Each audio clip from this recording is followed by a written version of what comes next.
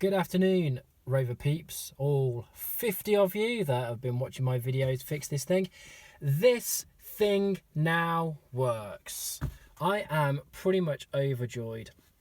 How did I do it? Well, you may remember that I was actually looking at trying to find a new valve and I couldn't find a valve. Well, I did find a valve and it didn't work, it didn't seal, and I went and bought some bits off the internet so I can make myself a new valve. And I've had this working on the car actually. This was doing its thing. It had air coming in and it would block it off, and then air would go off to the cold water valve.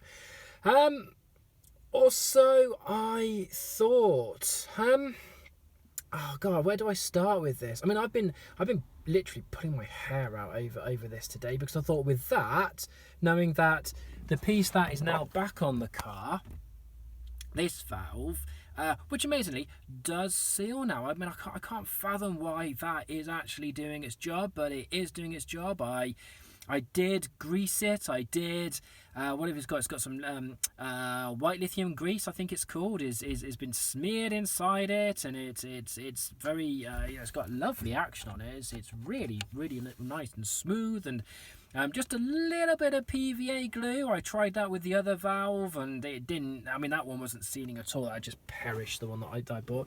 Got to say big thanks to the chap though that sold it to me, because he gave me half my money back, even though I kept it and just to experiment on. What was happening?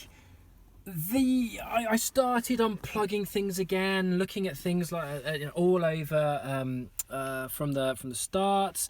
I could see that what was it? We've got FFA there, goes into this splitter here, and the vacuum comes in this end. It goes in through this and terminates here where it should be blocked. You don't want any vacuum leak, because you know it stops. And then this other bit here goes off into the box here, and I was just thinking, well, I had this sealing. It wasn't escape. There was no vacuum escape or anything like that. Turned out there was no vacuum in the first place. It was only if you push the switch was there vacuum, and this was completely unfathomable. How come there can only be vacuum when the valve is actually closed? It didn't make any sense. So what did I do? I went to it's a bit wet out here today. I went to the vacuum tank, and the vacuum tank is under here. I'd replaced it some time ago, and all I did was actually unbolt the old one, stick the hoses back on, and there we go. So I thought, okay, take some advice from a friend of mine. I took the airbox off, and I had a really proper good look at the valve here and see if that was activating, and indeed it was, with the switch closed, as you wouldn't expect it to happen. And then I thought, I'm going to trace these pipes, and they go into the bulkhead down here a bit. I can't really get a good look, and of course every time I've seen them go into the bulkhead, I assumed that they were actually on. I mean, there they are, on the right nozzles, and of course they weren't, and of course they wouldn't remove themselves. I ended up having to, I would say butcher them a little bit. I ended up having to cut one and then scrape the remnants off. But would you believe, with them being in the right place, on the right nozzles, we have perfect heating.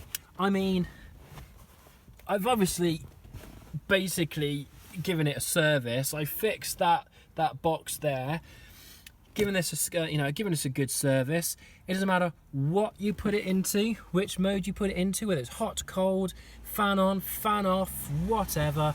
It does what it is supposed to do. And for some unfathomable reason, I can't understand why that diverter switch there, that valve, works. God knows why. Of course, I've wasted a whole load of money on quite cool bits of connectivity and so on and so forth, but and like other bits as well, because I had to experiment. Oh my god, it works. I mean, I've been planning on making brackets to mount onto this, so I could actually mount that thing there. And I mean, it worked. The thing worked, and then I thought, well, I'll replace it and see if this valve works, and the valve damn well does. So there we go. Just unbelievable, really. I don't know how long this car's been without having functional heating, all because those nozzles down the bottom were on the wrong hoses.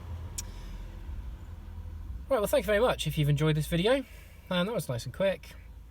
I shall see you for my next rant. In fact, actually, no, my next video, I'm actually going to document how the system works in this car. Right, bye.